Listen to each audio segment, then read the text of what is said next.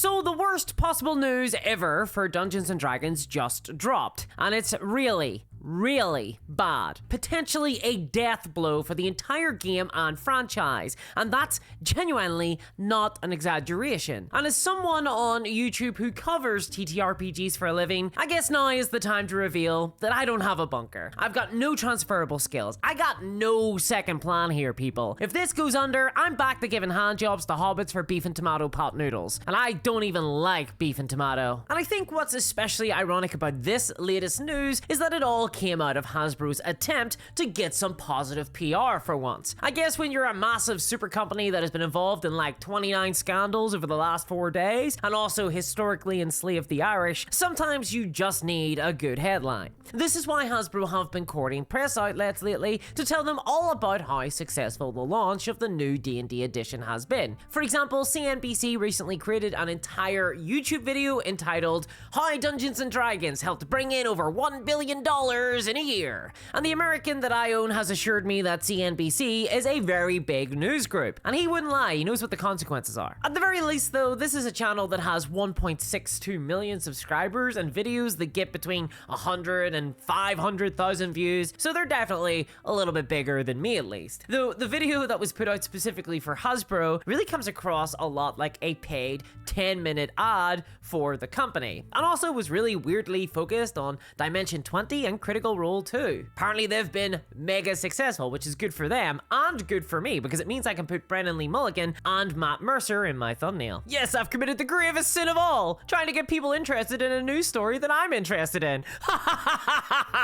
But it's not just YouTube videos from major news companies lately either. Hasbro have also been hitting it up with print and digital news media too, all to try and reassure stockholders that the new edition of D&D is a success, because let me tell you, Hasbro stock is doing really bad right now. And that was all before the trade war. And look, before we really get into this, D&D is doing pretty well, but that's when compared to like 10 years ago. It's just in the last 2 years, things have sort of spun out of control a little. But then you would only really know that if you were, say, subscribed to an RPG-focused troll channel like this one, which you should be, because where else are you gonna get all your Dungeons and Dragons and anime titty video game news all in one handy digest? Let me assure you, CNBC do not do anime titty news. I've checked. That could also be why they're bigger than me. For anyone who has been following RPG news pretty religiously, like myself, there was a little crack in this positive press tour, and it got picked up on. And this was brought on by an accidental slip-up from a Hasbro employee, specifically Jess Lanzillo, the VP of Dungeons & Dragons, who pretty much confirmed a massive Hasbro leak or insider story that until now we hadn't had concrete confirmation of. And this is a story that I had been super skeptical of in the past, and honestly, I didn't want to believe it because it is horrible for Dungeons & Dragons and also like my own channel and the entire RPG industry and content creators and YouTube and Kickstarter, and I really did not want this to be true. But thanks to this slip up, it seems like it might actually be factual, and critics have seized upon it almost as fervently as I have seized upon 3D printing. But here's the thing, when I first discovered 3D printing, I was extremely intimidated. It sounded really complicated, I didn't know where to start, and I'm also profoundly smooth-brained. And yet I wanted all the benefits of 3D printing. Massive set-piece terrain and dungeons to impress my weekly RPG group with, and a giant Minas Morgul statue for my living room. I mean, is that so much to ask for? Well, luckily today's video is sponsored by Bamboo Lab, because they make 3D printing easy, accessible, affordable, and best of all, fun. Especially with the Bamboo Lab A1 Mini 3D printer. You see, the A1 Mini is the easiest 3D printer to use in existence, because it comes delivered in a box, basically pre-assembled, and when it's first turned on, you're ready to go within 20 minutes of it arriving. It calibrates itself and even monitors your 3D prints at all times to make sure there's no problems. I've been printing with my A1 Mini for months now using the Bamboo Handy app. This allows you to download files and print them with a single click, and I have genuinely never had a single print go wrong. But perhaps the best part of the A1 Mini is that it's tiny, meaning you can squeeze it in anywhere. Phrasing? I've printed off entire houses. In fact, I've printed off entire boards of terrain for a Delta Green session using just this printer, and I've even printed highly detailed miniatures like this one, which just looks incredible. This was printed off the A1 Mini, look at it! Plus, it even has a ton of features like active noise cancellation, a camera so you can monitor your print from your computer or phone in real time, and even multicolored printing, so you'll never have to paint any of your miniatures or terrain. You can just print them off in color. How cool is that? So check out my link in the description of this video for the Bambu Lab A1 Mini 3D printer combo. 3D printing does not need to have a steep learning curve, especially not with the A1 Mini. So check out my link below, I can wholeheartedly recommend it, and thanks to Bambu Lab for sponsoring today's video. Okay, so to get specific here about what went wrong, while talking about how well the new not new edition of D&D is doing,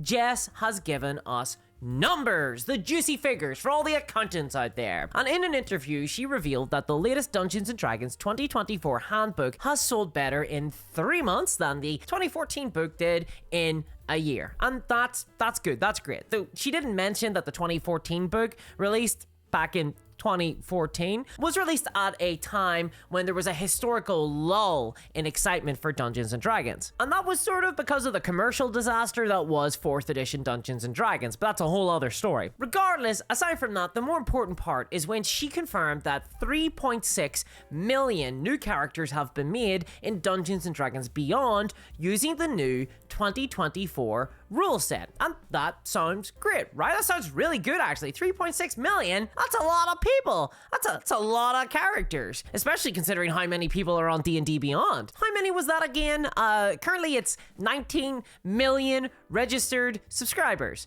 19 million, 3.6 million. Ooh, hold on. 3.6 million characters is a lot less than 19 million. That's like 19% of all the people in D&D Beyond have made a new character in the new 2024 rule set, which actually, that's only if you assume that every person is only making a single new character and not multiple characters. And I personally know someone who's made 4. I think the numbers might be off. So, okay, that means then that 19% of people in D&D Beyond have created a new 2024 character is the highest estimate. Personally, I think it's more likely to be like only 5% of people on Dungeons & Dragons Beyond are making characters for the new edition of D&D. And bear in mind, that's just make a character. That's like the lowest form of interest in the game. That's not play in a campaign. And also, bear in mind, you don't even need to have bought the new edition to be making characters on D&D Beyond. You don't need to be subscribed. This is like really, really bad, you guys. Like, really bad. That is not a lot of characters. When you think about how many people are playing D&D and will be making characters on this thing, 3.6 million is a drop in the ocean. And what it means, really, is that no one is playing the new edition of D&D. The new edition. This is meant to be the hypest time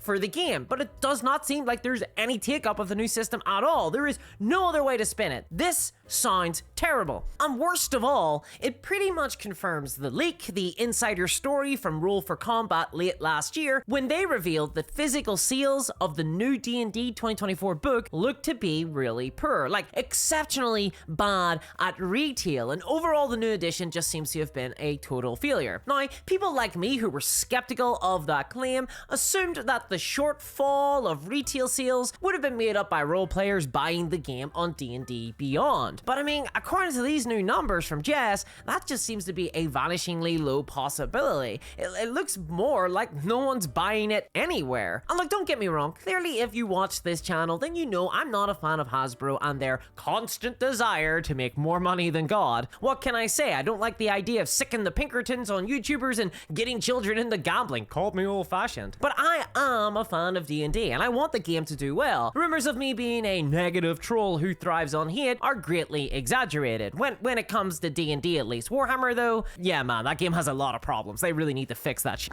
But D&D, I I love it. I want the new edition to thrive, or at the very least, survive. But the fact that apparently no one seems to be buying the new edition, and Hasbro have been super vague about how many there has been in terms of sales. For example, they said that the D&D 2024 is the fastest selling D&D product of all time, which is a very specific phrase to use. Calling it a product instead of a book means that, in theory, they could count the physical 2024 book sales and the PDF that it often comes bundled with on their website as two different separate sales, meaning they could double the number when reporting it to the press. And I'm not saying that they are doing that, but they are being very coy with the numbers. If the book is selling well, why haven't they just told us how many were sold? Meanwhile, the numbers we are getting is that there's a tiny number of new characters made in proportion to the total subscribers of D&D Beyond, and that apparently it seems book sales are really bad and it's overall underperforming. And that's scary. That's like the beginning of the end for the entire D&D franchise. Because if this new edition totally fails, it means D&D will have less product produced for it and less money put into the core game. And that sucks. I like the game. I'd like to see more of it. But importantly, low sales and uptake will make Hasbro more desperate, and I'm not sure I can really stand to see D&D get even more of a focus on loot boxes and more deals with gambling companies and more Irish enslavement. Maybe it's because I'm Irish, I don't like that last one. I don't know, maybe you'll disagree, maybe you want the Irish to be enslaved. I don't know your politics. Seems a lot of shit's getting normalized these days. But honestly, this entire story supports what I've been seeing anecdotally in the broader RPG hobby. People just aren't picking up the new edition or engaging with it much right now. I'm an admin for a massive D&D group in my local area, and frankly, most people I see are still playing the 2014 rules. In fact, I'm seeing new games spring up still using the 2014 rules, which is a little bit of an indictment. And amongst newer people, there's a little bit of confusion about which D&D is the right one to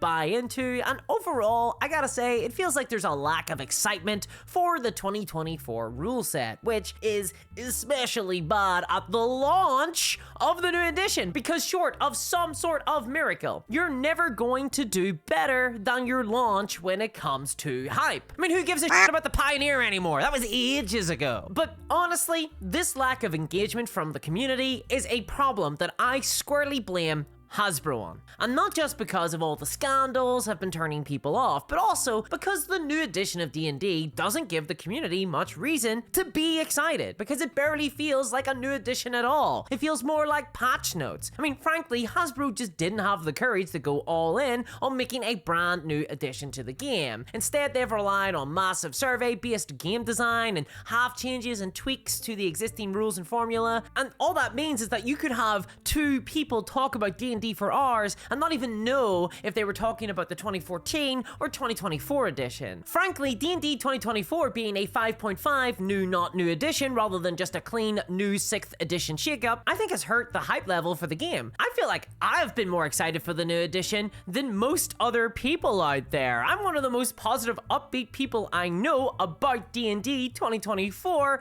amongst all the players I know. Me, look at me, look at my thumbnails. I'm the positive one. But okay, this all sounds really, really bad, and frankly, it kind of is, but there is hope for the new edition. I don't quite think that we're living in a Paolo Girardi painting just yet. I'm just not doomer pilled, as the kids say. Kids that are 30 plus years old. Because there is hope. You see, D&D 2024, it isn't fully out yet. The product has not totally launched. Like, yeah, we have the new Player's Handbook, which is the most important book, and yes, we've got the new DM's Guide as well, but we are still waiting for the 2024 Monster Manual, which is pretty integral to play, let's be honest. And I'm very hopeful that when that book releases, we will see more DMs buy into the new edition, and that'll get more players start making more characters in anticipation of new campaigns. So we might see a little bit more of a take-up. I mean, in a lot of ways, D&D 2024 isn't even out yet, even though we're in 2025 right now. And frankly, I think all 3 Dungeons & Dragons books for the new edition probably should have all launched at the same time. But like Stalin and the 10-year plan, Hasbro needed the Player's Handbook to be out for the 50th anniversary of D&D last year. And by God, they seem to have sacrificed a lot to get it. much like Stalin. And while there's many people cheering on the death of Dungeons and Dragons, I would caution a little bit of restraint here, because I do think that D&D does definitely provide a gateway into the RPG hobby. It is a game that gets people into TTRPGs, even if they might have thought they weren't into role-playing. And if that gateway disappears, either by falling out of pop culture or just becoming so microtransaction riddled in an online hellscape that it is abandoned by its audience and becomes a forgotten relic, like the city I live in, I'm not convinced that that state of affairs will necessarily translate into a healthier, bigger, broader RPG hobby. But maybe you disagree. Let me know below. And hey, fun fact, my last video got demonetized. As such, it's only thanks to my patrons that I can keep covering RPG news with a critical and yet wholesomely fun vibe. One that tries to be positive when reasonable and still finds time for lots of jokes about anime titty games even when it's unreasonable. So please check out my Patreon to help support my work. You'll get ad-free videos, bonus videos, live streams, free games, and even hang out with me on Discord, where I'm as insufferable as you would imagine. And plus, you'll help me keep the lights on, so you can check it out at the link below. And a massive thanks to my patrons, especially CryptoKev, and I'll catch you all next time. Bye-bye.